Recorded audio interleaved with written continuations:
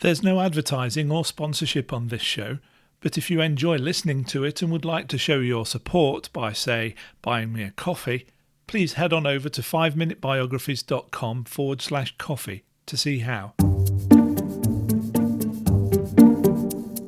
Welcome to the 5-Minute Biographies podcast, where every week we tell you interesting things about interesting people in about 5 minutes.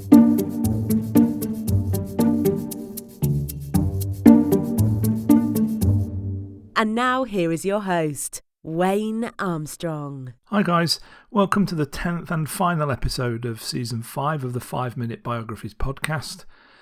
This week we'll be looking at the life of Paul Newman. Paul Leonard Newman was born on the 26th of January 1925 in Shaker Heights, which is on the outskirts of Cleveland, Ohio. He was the second son of Arthur Sigmund Newman, who was a Jewish descendant of Hungarian and Polish immigrants. His mother, Teresa, practiced Christian Science and was herself an immigrant, having been born into a Roman Catholic family in Humen, in what is now the Republic of Slovakia. Paul Newman himself was not religious, but when asked, always described himself as Jewish, explaining that it was more of a challenge. His mother worked in the successful sporting goods store owned by his father, whilst also being tasked with raising Paul and his elder brother Arthur, who eventually became production manager in the store. Paul, though, had no interest in the family business and showed early promise as an actor when he played the part of a court jester in a production of Robin Hood at his school, Shaker Heights High School, when he was only 7 years old. When he was 10, he joined the Curtain Pullers children's theatre programme and performed in St. George and the Dragon at the Cleveland Playhouse Theatre. After graduating from Shaker Heights in 1943, Newman attended Ohio University in Athens and was initiated into the Phi Kappa Tau fraternity. Newman enrolled in the Navy's V-12 pilot training programme at Yale, but it was discovered he was colourblind and so he had to drop out. Aviation radioman 3rd Class Newman served in World War II after qualifying instead for torpedo bombers, following training as a radioman and rear gunner. He was sent to Barbers Point, Hawaii, and flew as a turret gunner in Avenger torpedo bombers. His and other replacement units were assigned to the aircraft carrier USS Bunker Hill just before the Battle of Okinawa, but in the spring of 1945, when they were supposed to fly out to the ship, Newman's plane was grounded due to his pilot having an ear infection. The rest of the squadron flew out as scheduled, and became casualties when the Bunker Hill was attacked by kamikaze aircraft. After the war, Paul Newman attended Kenyon College in Gambia, Ohio, and graduated with a Bachelor of Arts degree in Drama and Economics in 1949. He toured with several theatre companies before moving to New York to study at the Actors Studio under Lee Strasberg. In the same year as his graduation, he married Jackie Witt, and he was accompanied by her when he arrived in New York in 1951. They lived on Staten Island, and Paul made his Broadway theatre debut 2 years later. He would appear on Broadway several more times over the next few years, but also during this time Newman was introduced to working in television, with his first credited role coming in an episode of Tales of Tomorrow called Ice from Space.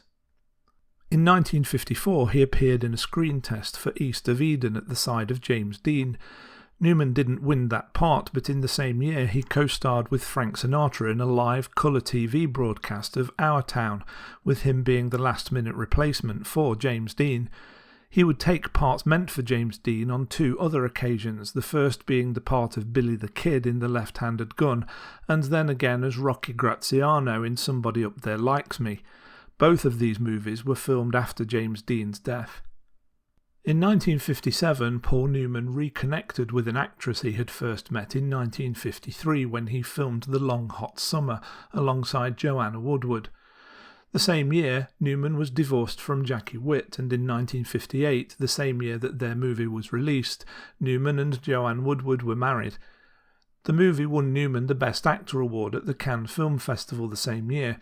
He also starred opposite another cinema icon, Elizabeth Taylor, in 1958 in Cat on a Hot Tin Roof.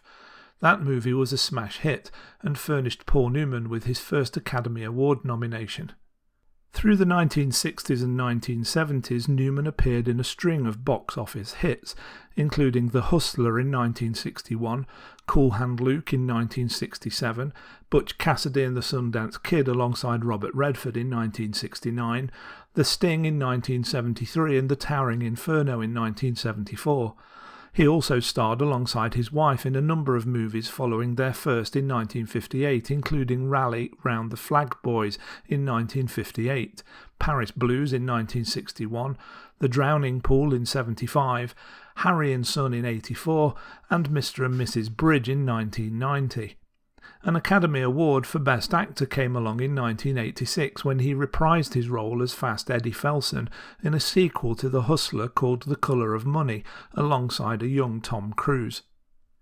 Paul Newman's final movie where he appeared on screen was in 2002. Called Road to Perdition, he starred opposite Tom Hanks as a conflicted mob boss, a part which won him another Academy Award nomination. His final movie overall was in 2006 when he gave his voice to the character of Doc Hudson, a retired race car in the Disney Pixar movie Cars. He retired from acting the following year. Acting is not the only thing that Paul Newman was involved in. He was known as a philanthropist, co-founding a line of food products called Newman's Own with the writer A.E. Hotchner. The line includes salad dressing, pasta sauce, lemonade, popcorn, salsa and wine, among lots of others, and all proceeds after tax go to charitable causes and has, as of 2014, raised over $400 million. He donated $250,000 in 1999 to the efforts to help refugees in Kosovo, and donated $10 million in 2007 to Kenyon College to establish a scholarship fund. He was also a political activist and was a lifelong Democrat, stating once that his greatest achievement was making it to number 9 on Richard Nixon's enemies list following Newman's support of Eugene McCarthy in 1968. Other than acting, philanthropy and politics though, Paul Newman is best known as a lover of auto racing, having fallen for the sport whilst shooting the movie Winning in 1969 at the Watkins Glen Racing School. Newman took part in a number of races and owned a number of racing cars. His first competitive event was in 1972 at the Thompson International Speedway. He entered as P.L. Newman and would be forever known by this name in the world of racing. He was a very successful driver but also wanted to get into team ownership. He first achieved this with the help of Bill Freeman, and they formed the Newman-Freeman racing team and became very competitive. They won the Can-Am Team Championship trophy in 1979. Newman later co-founded the Newman-Haas racing team with Carl Haas, and this team would go on to win 8 Champ Car team championships. Newman always said he would quit, quote, when I embarrass myself, end quote, but he never did, competing into his 80s. He won at Lime Rock in a Corvette which carried the same racing number as Newman's age, 81. He took his last professional pole position in 2007 at Watkins Glen International. The following year, it was widely reported that Paul Newman had been diagnosed with lung cancer. On the morning of the 26th of September 2008, he died, surrounded by his 5 daughters and 8 grandchildren. I hope you enjoyed that episode of 5 Minute Biographies. If you did, why not say thanks by buying me a coffee? Head on over to 5minutebiographies.com/coffee to see how. Thanks for listening to the 5 Minute Biographies podcast at www.5minutebiographies.com.